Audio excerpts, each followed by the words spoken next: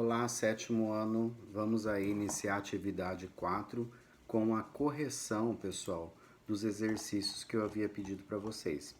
Vale lembrar que todos fizeram aí o desenho, né, sobre a forma da estrutura morfologia das bactérias, que é semelhante àquela imagem que eu mandei lá no grupo de vocês, tá bom? Pessoal, então vamos iniciar a correção lá da página 30. Olha lá. O organismo dos seres vivos em grupos baseia-se na organização de suas características. As algas unicelulares e os protozoários são organismos em um mesmo reino, mas estão em filos diferentes. Descreva suas semelhanças e diferenças. Primeiro, as algas e os protozoários, eles são classificados aí por serem seres unicelulares e eucariontes. Porém, eles diferem quanto o quê? A nutrição. Enquanto as algas são autótrofas, os protozoários são heterótrofos, tá? Página 30 ainda, 2. As amebas são protozoários do tipo rizópodes, que se movimentam por meio de expansões da própria célula, chamada de pseudópodes. Pseudo, falso do latim, tá bom? Essas estruturas são responsáveis por um processo chamado fagocitose. Explique esse processo. O processo, pessoal, de alimentação das amebas podem ser de dois tipos, a fagocitose e a pinocitose. A fagocitose é quando ele faz a projeção desses pseudópodes, aí ele engloba a partícula sólida e traz para o interior do corpinho deles, tá? Isso é a fagocitose. Agora, se a ameba ela tem uma invaginação da membrana dela para fazer com que o conteúdo líquido escorra para dentro dela, é chamado de pinocitose, tá? Então, a fagocitose é a ingestão de partículas, englobamento de partículas sólidas através da emissão dos pseudópodes. 3. Nenhum ser vivo tem papel dispensável no ecossistema no qual vivem. Considerando a veracidade dessa frase, explique a importância das cianobactérias. Bem, no caso, as cianobactérias elas são importantíssimas aí porque eles são produtores na cadeia alimentar marinha, ou seja, eles são os produtores de oxigênio, de gases respiratórios através do processo de fotossíntese, tá? 4. Basta um fruto podre para estragar todo o balaio. Baseando-se nos conhecimentos adquiridos sobre reprodução das bactérias, justifique o ditado citado anteriormente. No caso, por exemplo, se uma bactéria está contaminada num balaio, num cesto, pessoal, através da reprodução por divisão binária, pessoal, nós temos o que? A contaminação de todo o restante do balaio. 5. Como são classificados os protozoários e qual é a característica que agrupam eles dessa forma? São classificados em rizópodes, né, que são aqueles que emitem os pseudópodes, em flagelados, ciliados e esporozoários. Isso tudo de acordo com o meio de locomoção de cada um. Depois, 6, para resolver a cruzadinha. Vamos trabalhar com as palavras horizontais. Inseto transmissor da doença de Chagas, barbeiro. Protozoários que se locomovem por pseudópodes, rizópodes. 7. Tipo de protozoário causador da doença do sono, flagelado. 9. Captura de alimento feito por pseudópodes, fagocitose. Protozoário causador da malária, Plasmodium. Doença cujo um dos sintomas são lesões na retina, toxoplasmose. Doença transmitida pela mosca tsetse. Olha lá, doença do sono. Agora, as palavrinhas verticais. Grupo de protozoários que possuem cílios, ciliados. Doença transmitida por água e alimentos contaminados, giardíase. Profilaxia essencial para várias doenças. Olha lá, saneamento, tá? Depois, doença que provoca lesões na pele e nas mucosas. Nós temos aqui espera que eu estou procurando. Doença que provoca lesões na pele e nas mucosas. Leishmaniose. Protozoário que não possui estruturas locomotoras, esporozoários, certo? Depois, lá na página 32. Depois de ter tomado conhecimento no módulo anterior de que a classificação tem a finalidade de agrupar seres em características semelhantes, responda: qual ou quais seriam as características que separam os vegetais dos fungos? Essa é fácil. Os vegetais são organismos autótrofos, ou seja, eles são organismos fotossintetizantes, enquanto que aí no caso os fungos não, são heterótrofos. Como ocorre a nutrição dos fungos? Eles são heterótrofos, decompositores, saprófagos ou parasitas. 2. O que faz com que os fungos apareçam nos lugares mais indesejados? Eles propagam-se através de esporos, eles são transportados pelo ar, tá bom? Página 34, tá? Na página 34, a questãozinha. Você percebeu como é comum aparecer nos pães e outros alimentos como bolachas, doces, manchas e colorações diversas? Sim, são os esporos que são lançados aí no ar e eles caem e eles encontram condições favoráveis para a eclosão desses esporos aí e o surgimento de novos fungos. Quanto ao número de células, os fungos são todos iguais? Não. Alguns são unicelulares, como as leveduras, e outros são pluricelulares, como champignon, shiitake, shimeji, entre outros. Compare a nutrição das bactérias à nutrição dos fungos. Tanto as bactérias quanto os fungos são heterotróficos, ou seja, eles não produzem o seu próprio alimento. Você saberia explicar por que aparecem fungos em lugares tão diversos como uma toalha de roupa na gaveta, um pão dentro do armário, na parede do banheiro, ou até mesmo em vãos e até nos seus pés, como eu havia falado da micose? Por quê? Por causa dos métodos de reprodução dele. Esses esporos estão no ar. A partir do momento que eles encontram condições favoráveis, eles vão se proliferar. Qual o motivo de, ao prepararmos a massa de um pão, ser necessário esperar certo tempo para colocar no forno? Por quê, pessoal?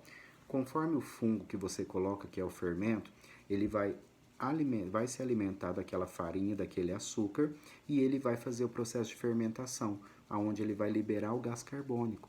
Uma vez que ele libera o gás carbônico, ele faz a massa crescer, por isso que a massa fica fofa, tá? Com a ajuda do seu professor, explique a diferença fundamental entre a cerveja e o vinho. No caso aí, pessoal, a cerveja é feita a partir de cereais, enquanto que o vinho é feito a partir aí de fruta, né? Que no caso é a uva. Mas tanto o cereal quanto a uva, elas precisam do levedo, né? Da levedura, para fazer o processo de fermentação. Páginas 55 e 57, vamos lá. Tô chegando lá. 55. Olha lá, 55, questão 1. Os animais são seres aeróbios, ou seja, que utilizam oxigênio para a respiração. Explique como foi possível o surgimento desse tipo de organismo ao longo da formação da atmosfera. Então, no caso, o aparecimento e a existência de seres aeróbios, né, foram eles que possibilitaram o aparecimento desses seres anaeróbios fotossintetizantes, que no caso eles passaram então a expelir, a eliminar, né, soltar o oxigênio na atmosfera. 2. Sabemos que em outros planetas como Vênus e Marte existem atmosferas diferentes da terrestre e que também há planetas nos quais a atmosfera é ausente. Quais são os fatores que favorecem a existência da atmosfera em nosso planeta? Olha lá, a gravidade e a produção contínua de gases. 3. Se a quantidade de gases, principalmente oxigênio, vai diminuindo à medida que a altitude aumenta, como é possível viajarmos utilizando a aeronave que atinge 11.000 metros de altitude? Através do que? De cabines pressurizadas, ou seja, elas vão estabelecer nessas cabines tanto o oxigênio quanto a pressão aí que nós estamos acostumados. 4.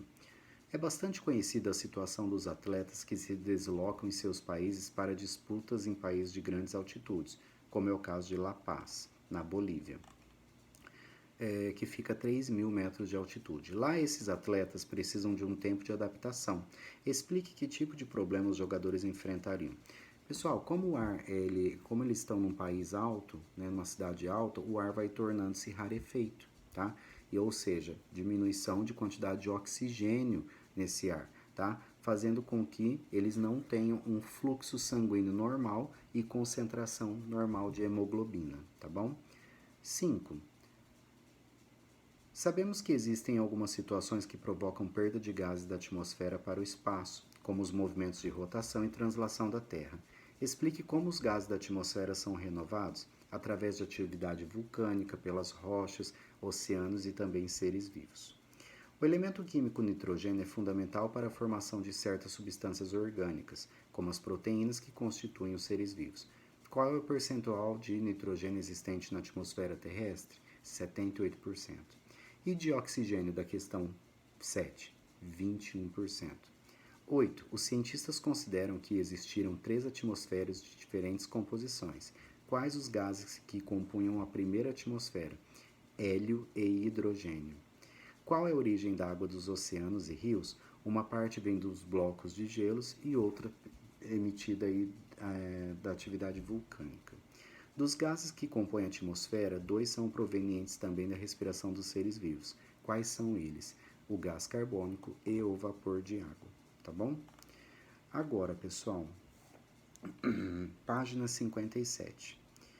Palavrinhas na vertical. Associação entre algas e fungos são os líquens, bebida alcoólica produzida a partir da fermentação, cerveja. Em relação à nutrição, os fungos são o quê? Heterótrofos. Como são chamadas doenças causadas por fungos? Micoses. Células lançadas pelos fungos em ambiente com a finalidade de reprodução. Esporos. Palavrinhas na horizontal. Nome dado ao entrelaçamento das hifas. São os micélio, tá? Aí no singular. Alimento produzido a partir da fermentação. Pão. Associação entre algumas plantas e alguns tipos de fungos. Micorrizas, que é aquela associação para fazer a captura de nitrogênio da atmosfera. Tipo de fungo responsável pela fermentação. Levedura. Gás produzido no processo de fermentação, gás carbônico. E representantes do reino fungi, os cogumelos. Certo, pessoal? Agora, nós iremos falar rapidamente sobre o módulo 5. O módulo 5, pessoal, é um tema que vocês já viram ano passado e ele está retornando aqui, aonde ele vai falar sobre a atmosfera terrestre, tá? Então, sabe-se que a composição da atmosfera, pessoal, é feita de 78% de nitrogênio, 21% aí de oxigênio e 1% de outros gases, tá? Que no caso aí pode ser o dióxido de carbono, entre outros. Agora, no caso, pessoal, vocês vão ler esse texto, tá? Porque é tudo coisa que vocês já sabem, já viram. Depois vão responder a página 40, 41, 42 e 43, tá bom? E no caso tem aquela descoberta de Torricelli. Vocês lembram aquele aparelhinho que ele fez a partir do mercúrio, aonde conforme ele subia a montanha, o que ia acontecendo? Ia diminuindo a coluna de mercúrio. Sabe-se que à medida que você sobe a cada 100 metros de altitude, nessa coluna de mercúrio cai 1 centímetro, tá bom? Então, essa é a experiência de Torricelli, tá bom? Página, a experiência de Torricelli, vocês vão ler também, tá bom? E depois vai ter um texto sobre as correntes de convecção. Corrente de convecção, pessoal, nada mais é do que aquela movimentação das massas de ar e também até de parte aquática. Ou seja, sabe-se que tudo que é mais quente, ele tem o que? Uma densidade menor e ele sobe. E o contrário ocorre também. O que é frio vai lá e desce, formando essas correntes de convecção, certo? Isso ocorre no ar e ocorre também na água, tá bom? Certo, pessoal? Então ficou de atividade, nós vamos corrigir semana que vem as páginas 40, 41, 42 e 43. Tá bom, pessoal? Espero que não tenha ficado dúvidas. Qualquer coisa, só me chamar. Tchau, tchau.